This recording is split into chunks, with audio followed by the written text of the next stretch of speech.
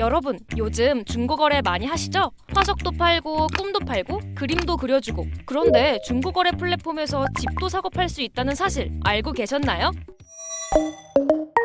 기존 부동산 플랫폼은 공인중개사를 거치는 방식이 일반적이었기 때문에 직거래와는 거리가 멀었는데요. 하지만 요즘에는 중고거래 플랫폼을 통해 공인중개사 없이 1대1로 집을 직거래하는 경우가 많아졌다고 해요. 특히 기존 온라인 카페나 플랫폼보다 접근성이 훨씬 높아지면서 직거래가 더 활발해졌다고 합니다. 2024년 직거래 플랫폼에 올라온 부동산 게시물은 약 37만 건으로 2021년 대비 70배 정도 증가한 수치라고 해요. 최근 들어 부동산 직거래가 증가한 원인이 뭔가요? 최근에 경제가 많이 어려워지고 하다 보니 공인중개사에게 주는 중개 보수를 좀 아껴보자는 심산으로 직거래가 좀 활성화가 많이 되고 있는 것 같아요. 직접 플랫폼에 매물을 올려 중개 수수료를 절약하려는 건데요. 예를 들어 13억짜리 아파트를 직거래로 매매하면 중개 수수료로 850만 원이나 아낄 수 있다고 합니다. 하지만 직거래를 선호하는 사람들이 늘어나면서 동시에 우려의 목소리도 커지고 있습니다. 소유권이라든지 주인이 누구인지 이런 부분을 따져보기가 일반 분들은 좀 쉽지가 않습니다. 실제 이 거래가 과연 정상인지 사기인지 구별하기가 너무 어려워요. 이런 어려움 때문에 부동산 직거래로 인한 사기 피해 사례도 꾸준히 발생하고 있습니다.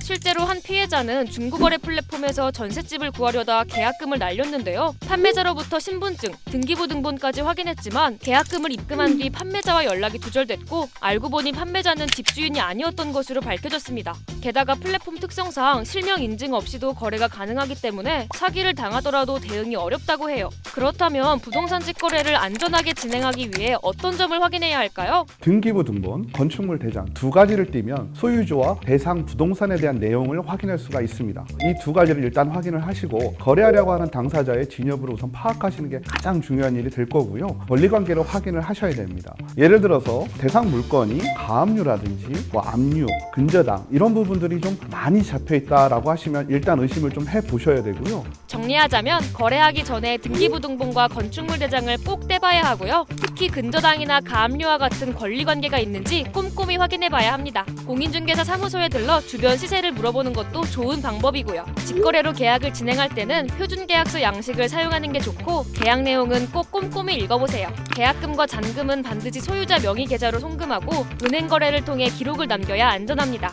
국토교통부와 플랫폼 측에서도 대응에 나서고 있지만 실명 인증 확대와 자율 가이드라인 마련에 그치고 있어 사기 방지 대책은 여전히 부족한 상황인데요. 국토부에서도 아직까지는 실제로 거래가 얼마나 이루어지고 또 사기 사건이 얼마나 발생하는지 실태조차 잘 파악하고 있지 못한 걸로 알고 있거든요. 가이드라인을 내겠다라고 한다는 거는 아마 최소한의 선에서 준비가 될 것 같아요. 부동산 직거래를 안전하게 만들기 위해 관계기관과 플랫폼의 적극적인 노력이 더 필요해 보입니다. 여러분은 부동산 직거래에 대해 어떻게 생각하시나요? 댓글로 알려주세요.